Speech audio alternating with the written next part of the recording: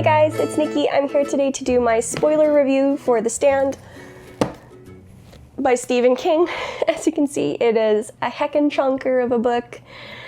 I read this as a teen initially and loved it. Like, when I was 15, 5 out of 5 stars easily.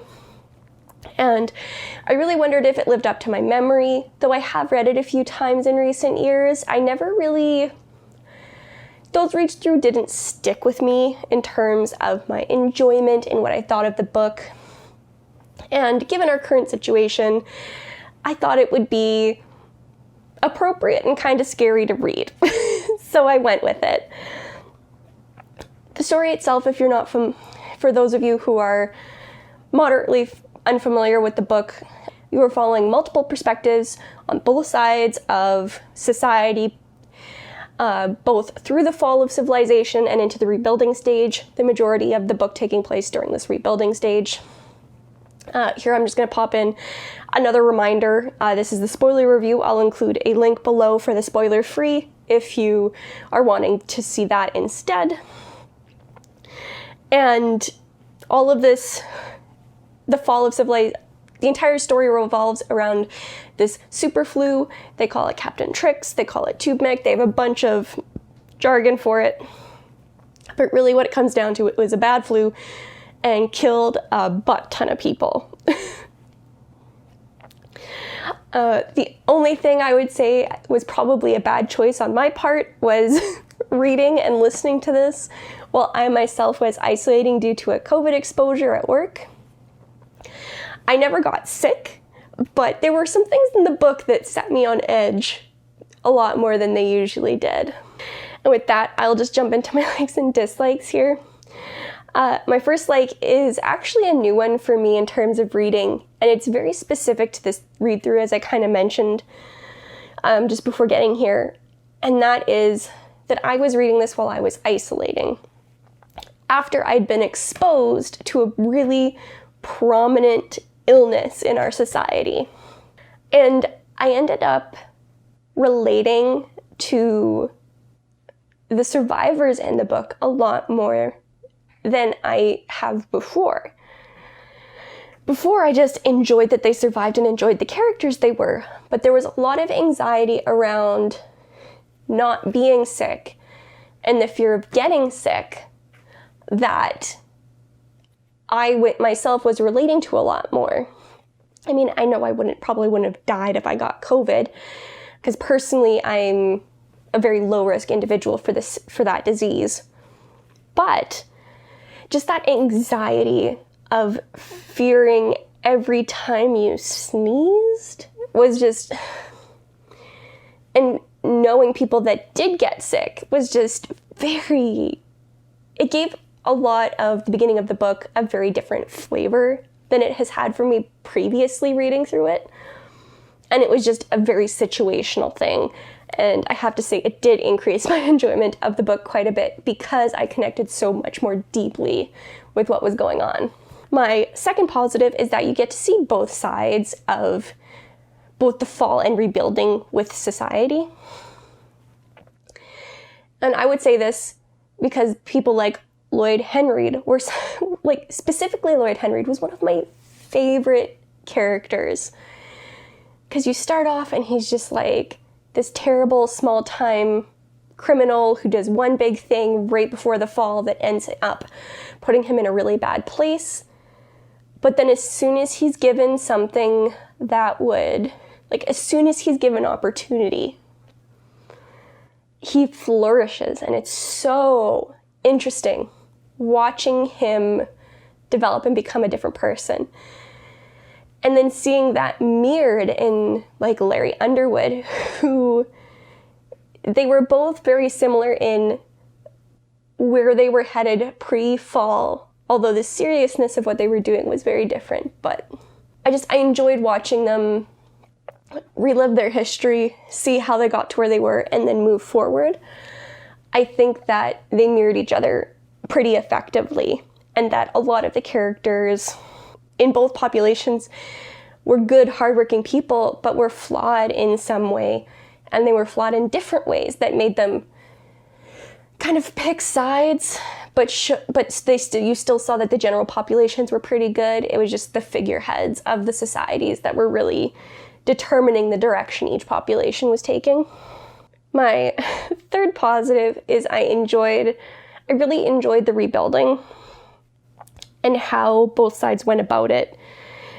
So like the side that was in Las Vegas, they took a different approach, partly because of their leader, partly because of the people that gravitated towards that side and what skills they had. And it was very interesting to see the old ways, the new ways, and how they intermingled, and how things were happening and how that affected the general populations. It was very, very intriguing, and I don't want to say too much more, even though this is a spoiler review.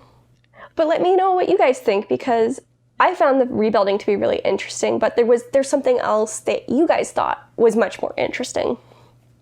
I definitely would want to discuss it with you below, because this is still one of my favorite post-apocalyptic books. And with that, I'll jump into the negatives here.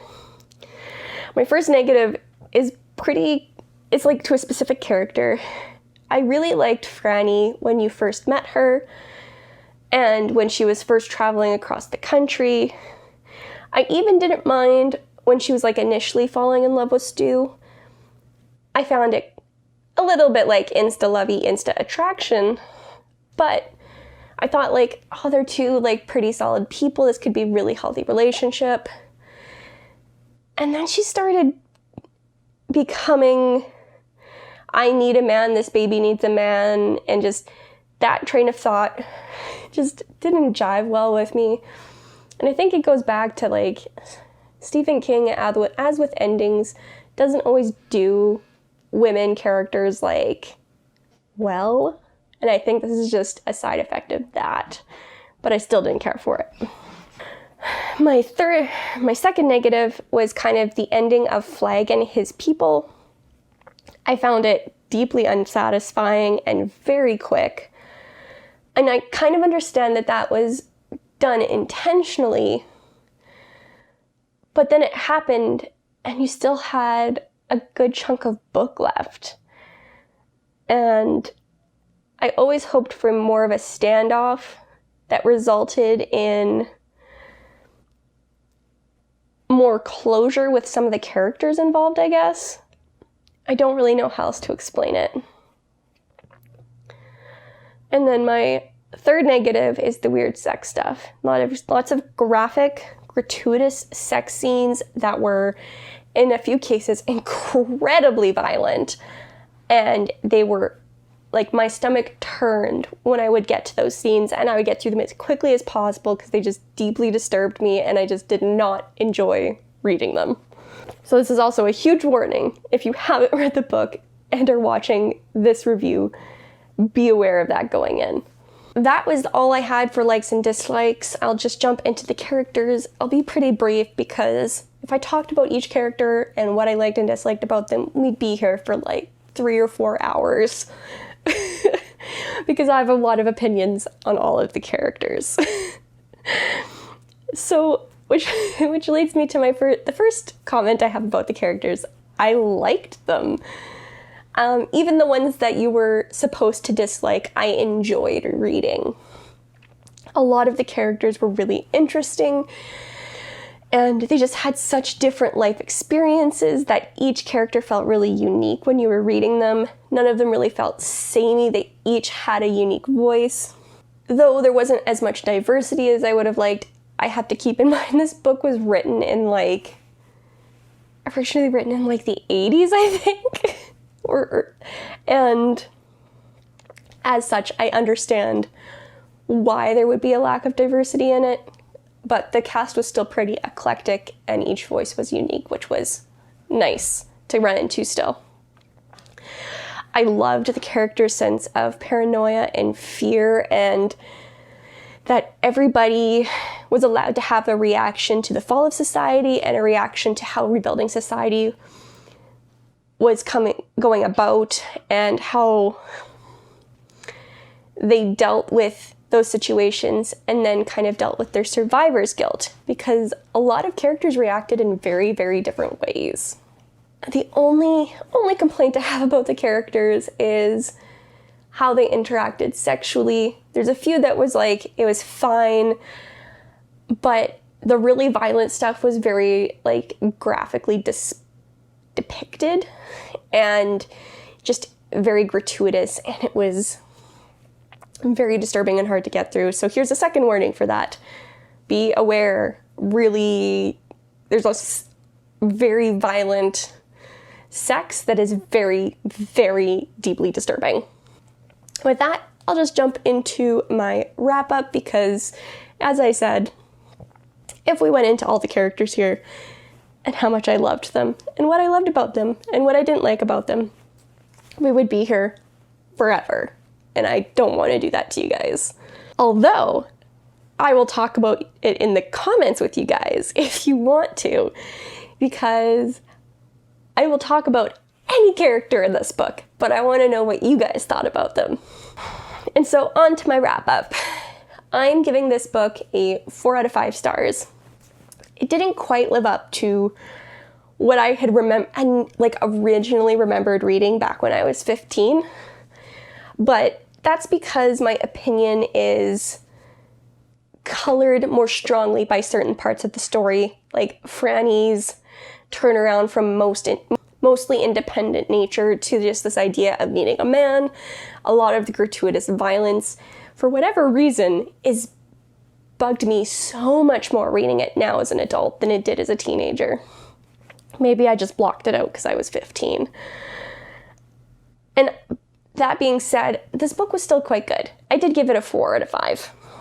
The majority of it has to do with how much I enjoyed the characters, the use of multiple perspective to move the story forward, the setting and how the characters made it a lot more vivid, a lot more believable, a lot more relatable. And the flu itself was pretty reasonable. I think that it, while where it comes from might be a little bit conspiracy theory-esque, having seen how the world is impacted by a flu that is less deadly, but just as everywhere, just as strongly, just made it especially relatable reading it, and made the flu seem especially reasonable. And finally, just the pacing was good. Although I think the ending could have used a little bit more work and probably like 100 less pages. I still, the majority of the book was good pacing. The majority of the book was good plot. I'd still recommend it with a big warning about the violent, gratuitous sex. And I will leave it there. And I will talk to you guys in the next video. Bye.